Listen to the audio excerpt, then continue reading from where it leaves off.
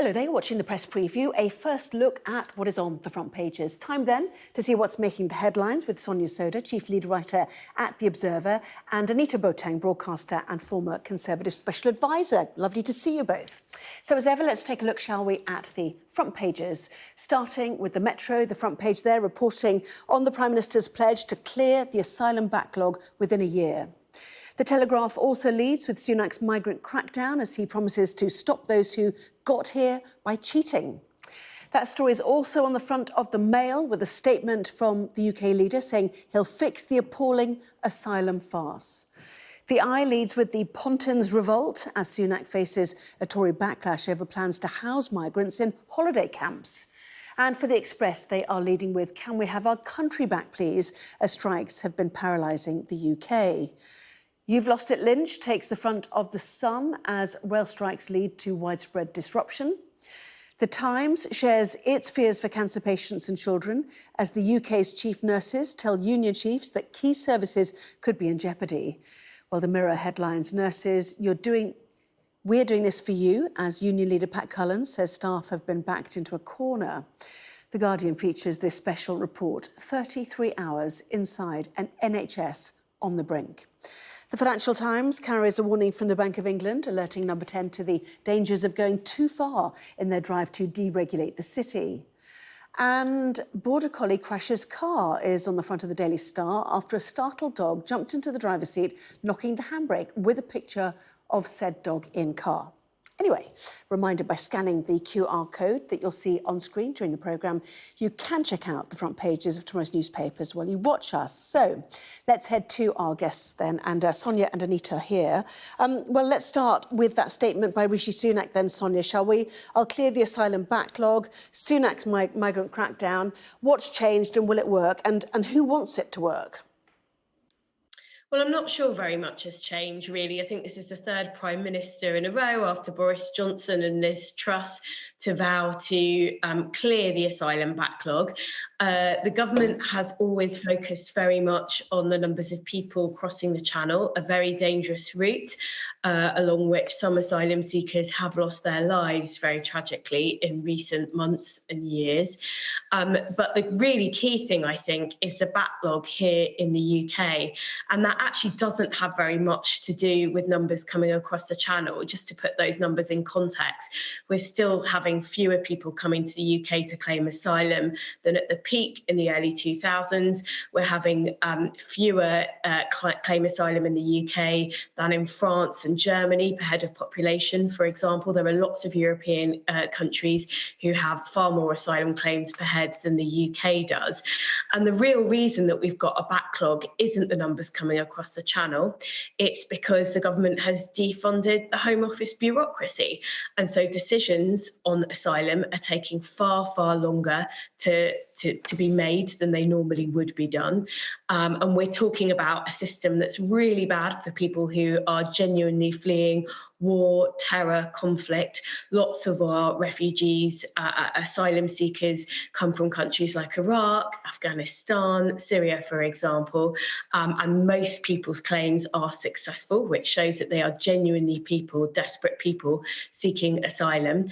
So it's bad for them to be kept in limbo for months, often years, in fact, where they can't work, where they're living on a pittance. And it's also bad for the system and bad for people in the UK. So really what the government's got to do is get a grip on the system and fund the Home Office bureaucracy better. Yes, but not necessarily the Albanians, which is a large focus also of this, and some of the elements of his 5-point plan, including housing asylum seekers in holiday camps, which is the lead for the Eye, suggesting that one may be at an active Pontin site in Southport and Merseyside, and that Sunak faces an outcry from his MPs over plans to house asylum seekers in Pontin's holiday parks, or elsewhere, hotels everywhere being used currently. I know they're trying to get them out of hotels. What did you think of it, Anita? And will it make any difference? And I go back to that question, who wants this to work? Why is this such a political issue? I kind of think everyone in the UK wants a functioning asylum system, and there's no doubt that everyone involved would benefit from the system being much more effective and efficient. And by that, I mean processing happening much more quickly. And so one of the things I think is really interesting about this, Sunak is very much a details man, and he has been talking about how long and the amount of effort and time that he's been spending on this issue, which makes me think that him coming and saying that he has this ambition for clearing that backlog in the next year is something we should take very, very seriously. And I think will benefit asylum claimants. It will benefit people in this country. And I think it will be fairer all round. So I think there really is something positive to take from this, because Rishi Sunak is a prime minister who's interested in kind of governing and interested in that detail. And so the extra resources that are going to go into making that happen will be a positive. Now, of course, the issue of where to house migrants while we're dealing with that backlog is going to continue to be fraught, because the public in general do not like the idea of them being housed in fancy hotels. But of course, if we're talking about what Sunak has mentioned, which is using student accommodation, using holiday homes, using Ministry of Defence sites, that means there's going to be asylum claimants all around in all sorts of different places around the country. And I kind of think that it feels like the better option, certainly in terms of reducing the cost of this system. And what do you think of this suggestion of having embedded British officers in northern France, embedding them in Tirana in Albania, Sonia, as a means of tackling those who are coming here? Well, the government has said that it's going to do this for months in terms of France, and the issue has always been the French don't want British officers on French soil. They don't want to give British officers powers, because that interferes with French sovereignty. I expect that we will see the same in Albania. The fact of the matter is that the genuine difficulty is that there are genuine victims of human trafficking, including women and children, who are coming to the UK and other European countries from Albania. Most Albanians who get referred, and in fact most people who get referred to the Home Office's scheme for people who are victims of trafficking on suspicion of trafficking, it's found that there's a lot of evidence to substantiate the fact that they are victims of human trafficking. So I think the government is looking to sort of say, well, this is all the fault of a country like Albania. Why are people coming here? It's a sort of safe country.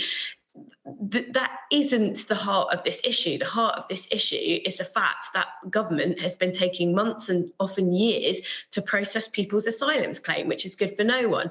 And the solutions that Rishi Sunak is putting forward, they include, for example, trying to make it illegal to come to the UK to claim asylum.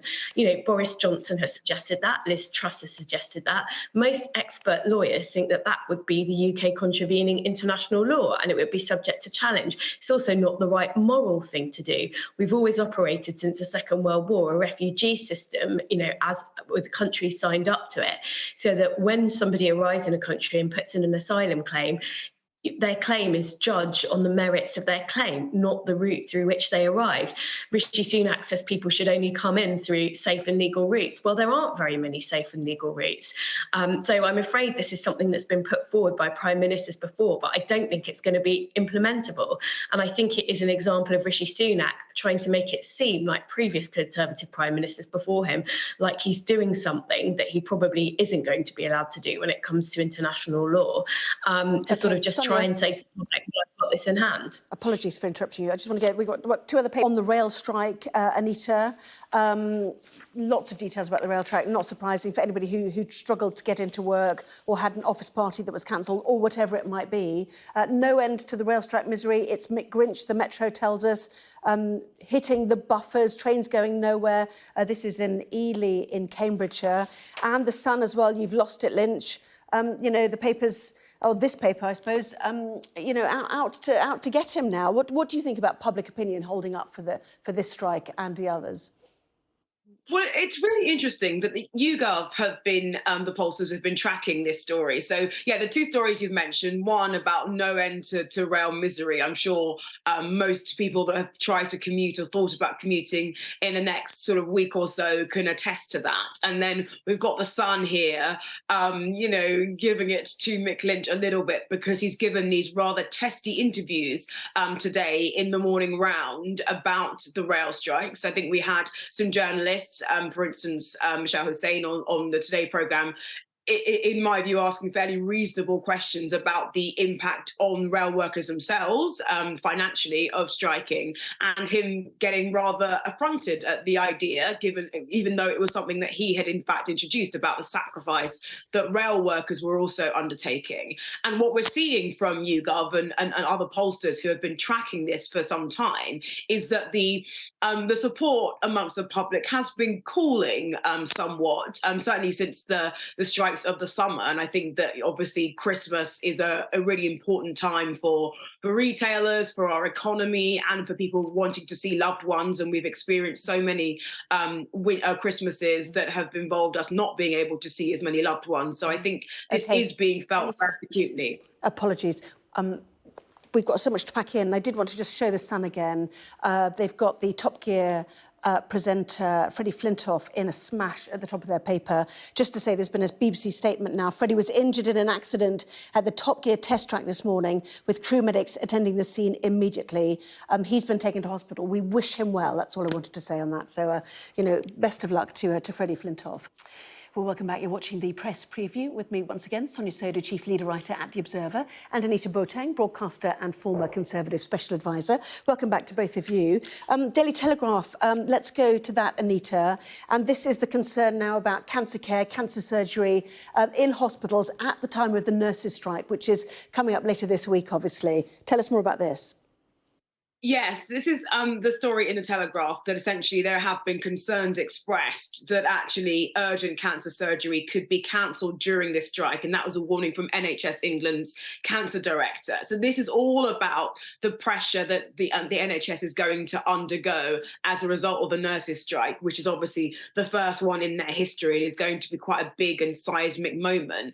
And what we're going to come back to in the course of all these discussions is whether or not the government should bring in these minimum standards. That means that for critical areas like nursing, which obviously has a huge impact on the health service, we're going to end up in a situation where they actually have to deliver a certain number of nurses so that some of the most acute and urgent matters can be taken care of. Like, there's something in this report saying that actually in one place where you can't get an appointment this side of Christmas because of the strike, the earliest you could be seen for a cancer appointment would be the 9th of February. So quite a way away and lots to consider. Yes, and this is a story broken by our team at Westminster, at Sky News. But let's go to The Guardian, which is, feeds into all of this. A Guardian special report, 33 hours inside an NHS on the brink, which is certainly the mood music we're getting from the health service, Sonia.